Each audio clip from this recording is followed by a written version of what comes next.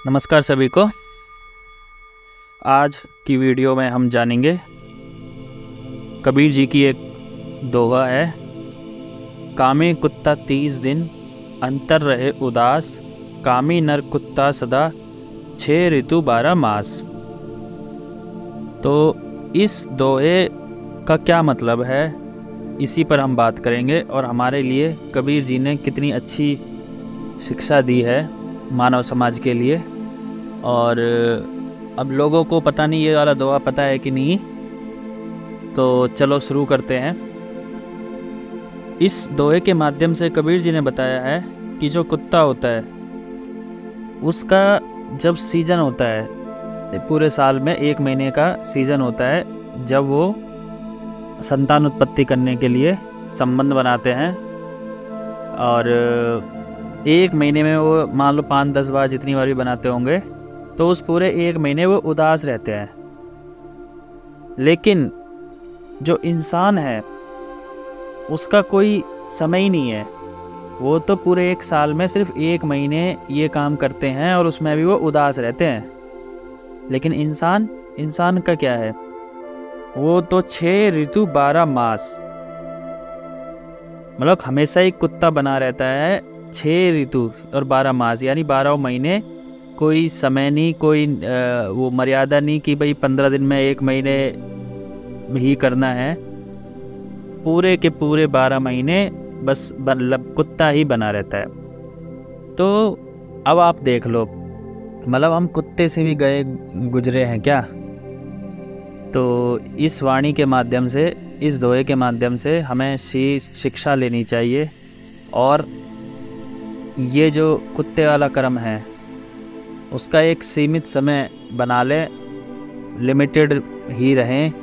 अगर वैसे तो संतान उत्पत्ति करने के लिए ही करना चाहिए, लेकिन अगर फिर भी नहीं वो हो रहा तो भी एक मतलब कुत्ते का जो 1 महीना है 1 साल में, तो उससे तो कम से कम उसके बराबर या उससे कम तो ट्राई कर सकते हैं।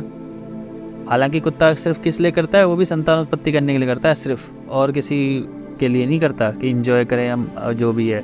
और उसमें भी वो उदास रहता है। कभी आपने देखा भी होगा, वो बस लड़ते ही रहते हैं कि भाई मेरा नंबर आ जाए, मेरा आ जाए, बस, और कुछ नहीं। तो इस माध्यम से हमें अपने आप को देखना चाहिए और इन सब जो कुत्ता वाला कर्म है, इस कर्म को कम से कम करना चाहिए। नुकसान हमारा ही होता है। अगर सुख बाहर की चीज़ों से मिलता तो फिर तो बाद में भी मिलता, लेकिन नहीं, वो कुछ क्षणिक सुख होता है, वो भी हमें एहसास होता नहीं है। वो सुख आता तो हमारे अंदर से ही है, लेकिन हम सोचते हैं कि स्त्री ने सुख दे दिया, या स्त्री सोचती है पुरुष ने सुख दे दिया ना।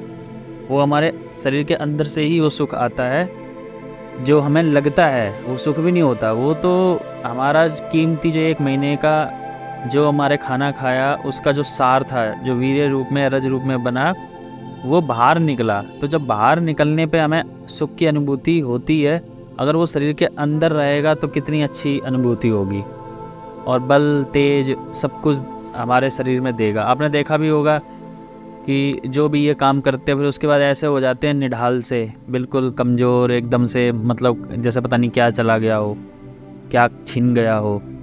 पैसा तो आदमी छीने तो वो वापस भी कमा सकता है, लेकिन अगर ये बर्बाद करने पे तुल गए तो जो निकल गया वो तो निकल गया, उसका तो वो किसी कीमत पे वापस आ ही नहीं सकता। नया बनेगा, लेकिन जो निकल गया वो निकल गया।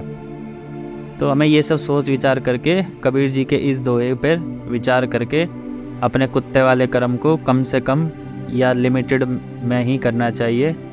और शास्त्र और उन ग्रंथों के हिसाब से तो संतान उत्पत्ति के लिए ही करना चाहिए।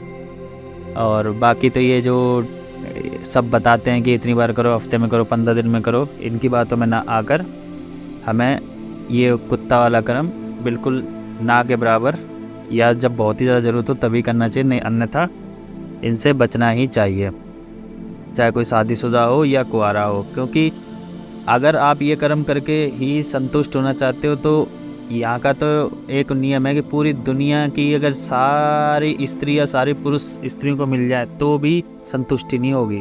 अगर उसके अंदर जान रही, तो जान ही नहीं है तो फिर तो कुछ हो ही नहीं सकता।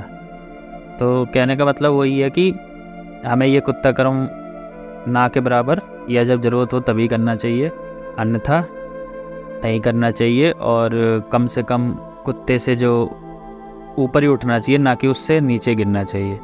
आज की वीडियो में इतना ही। वीडियो आपको कैसी लगी कमेंट में ज़रूर बताएं। धन्यवाद।